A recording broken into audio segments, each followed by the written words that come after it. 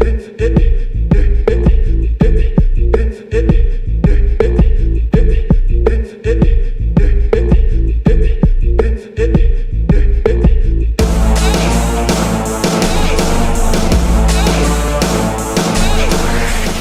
en dehors de ça, avant d'aller sur un chantier ou avant de rentrer à l'atelier pour faire des esquisses, qu'est-ce qui vous inspire? D'où tirez-vous votre inspiration? Je tire mon inspiration de la situation présente. J'ai accumulé beaucoup de choses à travers mon vécu, donc il y a des choses qui reviennent systématiquement sans chercher. Quand je prends le stylo ou dès que je commence à penser, dès que je reçois un client qui me parle d'un produit ou que j'ai une inspiration, c'est que ça vient de quelque chose qui est vraiment, qui a marqué ma mémoire, qui ne revient pas parce que je me dis, ah, ça c'est quelque chose que j'ai vu à Istanbul, mais non, finalement, ça vient de là, ça vient d'Istanbul. Mais le quotidien, c'est ce qu'on vit. Vous voyez le cadre dans lequel on est, vous voyez l'arrière-plan, c'est ça en fait. C'est au quotidien, des quartiers où les gens se débrouillent beaucoup, avec le minimum de ressources, ils ont juste besoin de vivre et d'avoir un repas par jour, d'avoir, je sais pas, un tas d'ordures pour trouver l'objet qui va leur permettre de subvenir à leurs besoins du jour. Donc c'est la nature aussi, c'est une source infinie d'inspiration ou de référence. La religion, je veux dire, quand les religions se disent attends, il y a un mot plus approprié. La spiritualité, voilà, pas la religion. La spiritualité aussi a une source parce que quand on médite, quand on lit certains textes, certains écrits religieux, on trouve beaucoup de connexions avec la vie, avec les formes, avec l'humanité, la faune, la flore, les questions de développement durable, la résilience. Comment les animaux, comment Darwin qui disait ce ne sont pas les espèces les plus intelligentes qui survivent, mais celles qui s'adaptent. Quand on vous dit ça, vous avez tout compris de la vie, vous avez tout compris de la conception. C'est moi mon point de vue. En fait. Et quelle est votre plus grande source de motivation? Je sais pas, j'en ai tellement. Enfin, la joie de vivre, je sais pas. J'ai envie que j'imagine, ce que je rêve existe un jour. Donc tous les jours, je me réveille en me disant, il faut que tu te réveilles, il faut que tu sortes de chez toi parce que tu as un message à faire passer. Après, il y a ma famille. C'est très important, c'est un socle. C'est un élément de stress parce que quand vous avez, je dirais, des responsabilités, vous vous dites non mais là c'est fini. Comme vous disiez plutôt, on va pas sortir pour aller se mettre pompette, mais on sort parce qu'on a besoin de décompresser. Donc la famille aussi c'est un élément de détermination, de motivation pour moi. Et quel est votre plat préféré?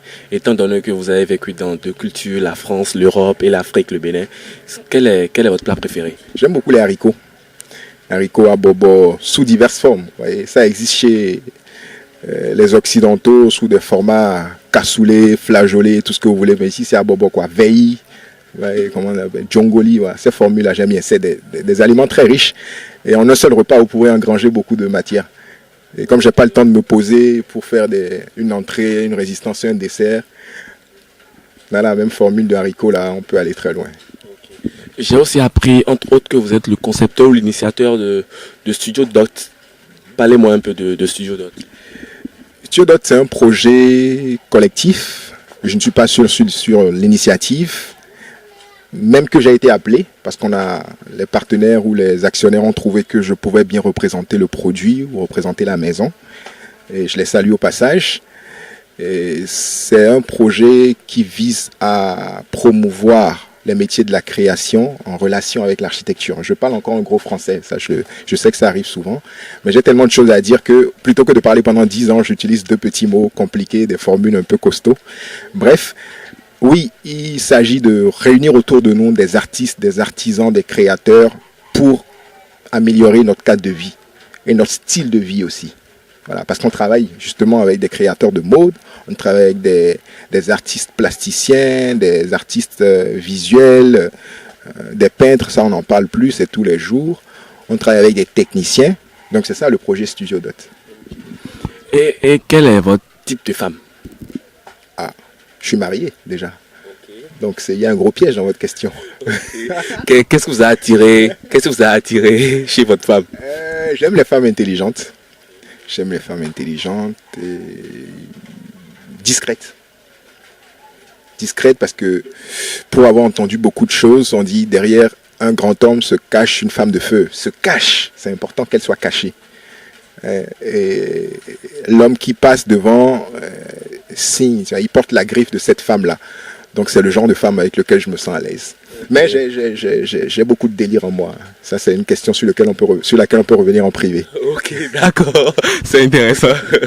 Ok, maintenant vous allez me réciter la table de multiplication. Vous êtes Nungpo Jean-Paul Rondefort. Je vais choisir Rondefort. C'est Hounde2F-O. La table de multiplication de 9 fois. 9 fois 0 jusqu'à 9 fois 12. Ah, ok.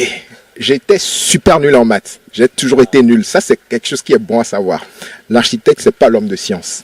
Pas forcément. On n'a pas besoin d'être bon en maths pour être bon architecte. L'architecture, c'est plutôt le côté géométrie, c'est la rationalité. Mais ce sens de logique-là, on peut le développer sans être bon en équation. C'est-à-dire, c'est là qu'on vous parlera de don ou de prédisposition naturelle. Ok. Donc 9 fois 9, 72, je crois. 9 fois 0. 9 fois 9, 72. Je peux reprendre. Je peux prendre par le bas aussi. Okay. Parce que vous savez, quand on apprend les multiplications à l'école, on a plusieurs façons d'apprendre. Selon le maître, il y en a qui vous disent commencer avec tel. Bref, 9 fois 9, 72. Vous voulez que j'aille jusqu'à 12? 9 fois 9, 72. 9 fois 0, 0. 9 fois 1, 9. 9 fois 2, 18. 9 fois 3, 27. Ok, merci beaucoup. Ouais, ce monsieur-là. On va couper là. On va couper parce que je vais me faire ridiculiser. 9 fois 10, 90. Ça serait con de ne pas le dire. 9 fois 11, je sais pas. 9 fois 10, 90, 9 fois 11. 99. Ok, ouais, c'est un peu ça la logique dont on parle. 99, on va passer à 108. Ok, 9 fois 0. 0. 9 fois 1. 9. 9 fois 2. 18. 9 fois 3. 18 plus 9, 27. Il avait dit en plus. 27 plus 9, on va aller très vite. 32. 9 fois 5. 32 plus 9, 41. Bon, j'arrête le massacre là. J'arrête le massacre. Donc vous m'avez dit que vous avez fait vos études supérieures en France. Donc je suppose que vous avez fait vos études, votre cursus primaire, secondaire au Bénin, n'est-ce pas? Oui, en partie. En partie. Sinon, on a voyagé un peu. J'étais à Cuba, j'étais aux États-Unis, j'étais au Canada. Mais le plus gros de mon cursus, on l'a fait au Bénin, oui. Ça tombe bien. La poésie de laboureur et ses enfants. Le laboureur et ses enfants. Est-ce que je faisais de la poésie? Parce qu'on avait le choix. C'était soit poésie, soit chant, je ne sais plus quoi. Mais avant d'aller choisir, faudrait maîtriser les deux. Les deux. Ou bien je vous diminue la tâche. Non, je sais que le laboureur, il disait fouiller, bêcher, ne laisser nulle part où la main ne passe, il ne repasse. Et quoi d'autre? Prenez de la peine, c'est le fond qui manque le moins. Un riche laboureur sentant sa mort venir, fit venir ses fils et lui. Ouais, je connais le truc, sortez de là, c'est bon. Hein. Ok, bon. Pour tous ceux qui vont suivre cette interview, qu'aimeriez-vous qu'ils retiennent de M. Nungpo Jean-Paul Rondefort? J'aimerais qu'ils retiennent qu'on n'a pas d'autre choix que de travailler. Oui. On prend ça comme ça vient, on a du plaisir à le faire, mais même quand on n'est pas content de le faire, il faut qu'on travaille. Voilà. Donc vous êtes un peu passé à côté de la poésie, un peu passé à côté de la table de multiplication. Donc vous allez me redonner une chanson. Une chanson de votre choix. Une chanson de votre choix.